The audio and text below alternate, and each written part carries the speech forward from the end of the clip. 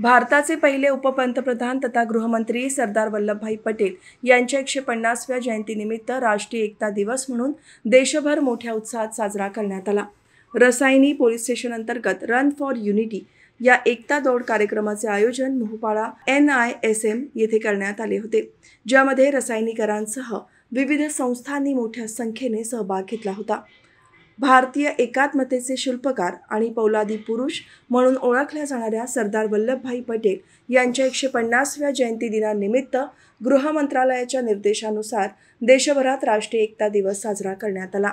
रायगड जिल्हा पोलीस अधीक्षक आंचल दलाल यांच्या निर्देशानुसार रसायनी पोलीस स्टेशनने या एकता दौडचे आयोजन केले होते।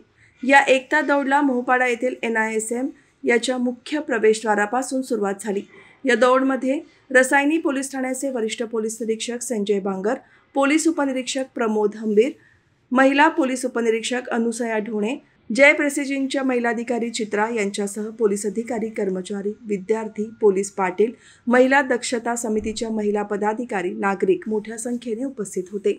या कार्यक्रमामुळे राष्ट्रीय एकात्मतेचा संदेश अधिक प्रभावीपणे लोकांपर्यंत पोहोचवण्याचे काम झाले असल्याचा विश्वास वरिष्ठ पोलीस निरीक्षक संजय बांगर यांनी व्यक्त केला।